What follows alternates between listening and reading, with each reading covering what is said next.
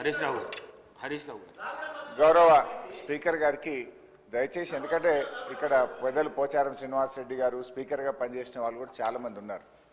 Cabinet is a collective decision. నేను చాలా సంవత్సరాల నుంచి సభలో ఉన్న తప్ప మంత్రి లేచి ఇంకొక మంత్రిని ప్రశ్నలు అడిగేటువంటి సంస్కృతి ఉండదు. బికాజ్ క్యాబినెట్ అనేది ఒక కలెక్టివ్ డెసిషన్. మంత్రి అనేది ఒక పోర్ట్ఫోలియో చూసినా అన్ని శాఖలకు సమానమైనటువంటి బాధ్యతను మంత్రి కలిగి ఉంటాడు. ఇవాళ మీరు కూడా దయచేసి నేను మీతో కోరేది ఏంటంటే, మీరు కూడా ఇట్లా ఒక మంత్రి లేచి ఇంకో మంత్రిని ప్రశ్నలు అడగడానికి అవకాశం ఇస్తే అసలు ప్రశ్నోత్తరాల సమయం యొక్క దాని మీనింగే మారిపోతుంది. అధ్యక్ష, దయచేసి లేని సంస్కృతిని తీసుకురావద్దు. మంత్రి అనే వాళ్ళు క్యాబినెట్లో మాట్లాడుకోవచ్చు. Government is a collective decision. ఇట్లా మినిస్టర్లు లేచి అడిగే సంస్కృతి ఉండదు. నంబర్ 1. నంబర్ 2, గతంలో కూడా కోమటిరెడ్డి వెంకటరెడ్డి గారు అప్పుడు కూడా మంత్రిగా ఉన్నారు. మరి వారి హయాంలోనే ఈ మూసి ఈ రకంగా జరిగింది. మీరు మంత్రిగా ఉన్నప్పుడు సరిగా చేసి ఉంటే ఈ పరిస్థితి ఎందుకు? కోమటిరెడ్డి వెంకటరెడ్డి హరీష్ రావు గారికి చెప్తున్నా, 21 సంవత్సరాల అనుభవం ఉన్న హరీష్ రావు గారిని అడుగుతున్నా, మీకు ఎల్పీ లీడర్ లేడు, నువ్వు డిప్యూటీ లీడర్వా శాసనసభ్యునివా? క్వశ్చన్ అవర్లో నిన్న కూడా నువ్వు బైక్ తీసుకున్నావు. మా స్పీకర్ మంచోళ్ళు కాబట్టి నీకు బైక్ ఇచ్చాను. నీ ఏ హోదాలు అడుగుతున్నావు? నువ్వు ఏ హోదాలో నువ్వు మాట్లాడుతున్నావు? నువ్వు ఏ హోదాలో గౌరవ్ సార్ ఒక నిమిషం సార్, చాలా ఇంపార్టెంట్ ఇది ఫర్ ఎవర్. తెలంగాణ ప్రజలకు తెలవాలి సార్. తెలంగాణ ప్రజలకు తెలవాలి.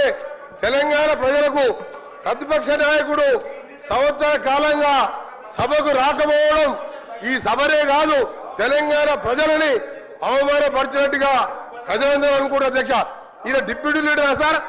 ఈయన కార్యవర్గం ఏర్పాటు చేసినా ప్రతిసారి ఈయన ఎందుకు ఇస్తున్నాము అంటే మిమ్మల్ని అంటలేను, ఆయన అడిగే హక్కు లేదు. ఆయన మామూలు ఎమ్మెల్యే మాత్రమే.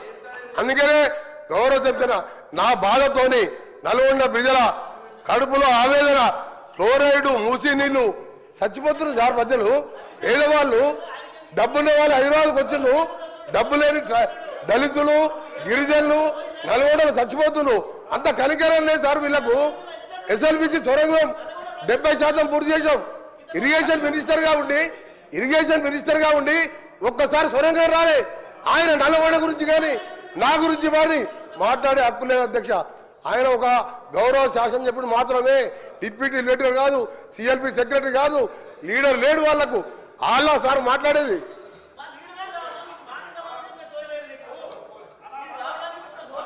సార్, ఇప్పుడు ఈ రాష్ట్రాన్ని అతి ఎక్కువ కాలం పాలించింది కాంగ్రెస్ పార్టీ. ఇవాళ మూసీలో ఇవాళ నల్గొండ జిల్లా ప్రజలు ఏదైనా బాధపడుతున్నారంటే దానికి ప్రథమ ముద్దాయి కాంగ్రెస్ పార్టీయే. ఎందుకంటే ఈ రాష్ట్రాన్ని ఎక్కువ రోజులు పాలించిందే కాంగ్రెస్ పార్టీ.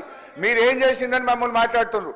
ఎస్ఆర్ఎస్పి స్టేజ్ 2 పనులు పూర్తి చేసి కాళేశ్వరం జలాలను నల్లగొండ జిల్లా తుంగతుర్తి, సూర్యాపేట, కోదాడ ప్రజలకు అందించిన పార్టీ బీఆర్ఎస్ పార్టీ. అధ్యక్ష, అనవసరంగా ఒకరోజు చర్చ పెడదామంటే పెట్టండి.